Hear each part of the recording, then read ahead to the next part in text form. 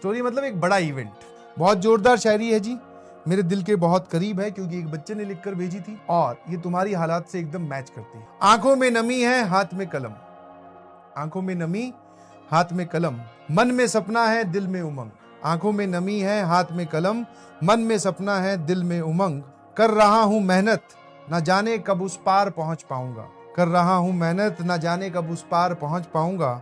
अब ठान ही लिया है तो पहुंचकर भी दिखाऊंगा। तू चिंता मत कर मां, अब मैं IITian बनकर ही घर आऊंगा। आंखों में नमी है, हाथ में कलम, मन में सपना है, दिल में उमंग। कर रहा हूं मेहनत, न जाने कब उस पार पहुंच पाऊंगा। अब ठान ही लिया है तो पहुंचकर भी दिखाऊंगा। तो चिंता मत कर मां, अब मैं IITian बनकर ही घर आऊंगा। तो please stay motivated, stay focused और अपना जो ड्रीम है उसके लिए मेहनत करते रहिए कि सिर्फ अपनी ही बहन को नहीं, चाहे कोई भी लेडी क्यों ना हो, उसको हम कभी भी, हमारी वजह से उसको तकलीफ नहीं होनी चाहिए। बस हमें इतना सा मेक श्योर करना है। जो हमारी बहन होगी उसको तो हम प्रोटेक्ट करेंगे ही करेंगे। जो बाकी लेडीज इस धरती पे हैं उनको हमारी वजह से कोई भी अनकंफर्टेबल, बिल्कुल भी 1% भी अनकंफर्टेबल महसूस कभी ना हो। आप सब लोग आने वाले यंग जनरेशन है, इस बात का ध्यान रखोगे तो जरूर एक पॉजिटिविटी का एटमॉस्फेयर बनेगा इस देश में, ऑलरेडी है।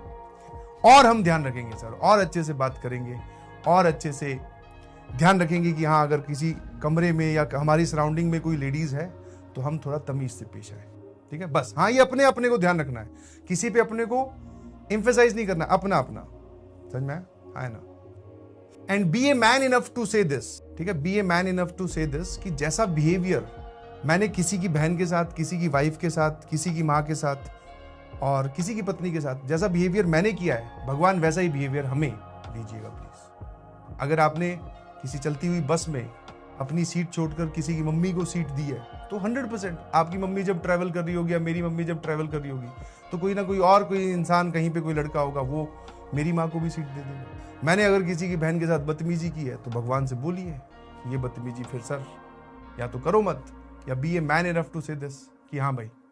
तो हमें अपने दायरे, कर्मा का नाम सुना है ना, घूम फिर के आता ही है, बाकी फल तो मिलेंगे मिलेंगे, कहीं ना कहीं और भी कुछ ना कुछ होगा, ठीक। तो प्लीज तुम लोग यंग जनरेशन हो, जानते हो सब यार, आगे आने वाला देश आपके हाथ में है और सर अब हम संभाल लेंगे, आप घबराइए नहीं। मैं कहा बहुत बढ़िया।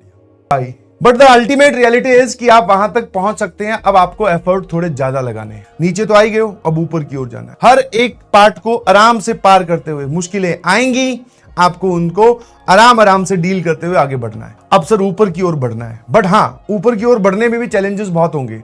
आप स्टार्ट करोगे आज से या सोचोगे कि अब मुझे IIT JEE तक पहुंचना ही है, फिर भी आगे सिचुएशन, रास्ता और भी कठिन है। तो कोई बात नहीं, पहले से अपने आप को मजबूत करके रखो, समझ में, पहले से अपने आप को मजबूत करके रखो कि हाँ भाई, रास्ता चाहे कैसा भी हो मैं भिड़ जाऊंगा, चाहे जो भी उस टाइम की रिक्वायरमेंट होगी मैं उस रिक्वायरमेंट को फुलफिल करने की अपनी तरफ से 100% कोशिश करूंगा।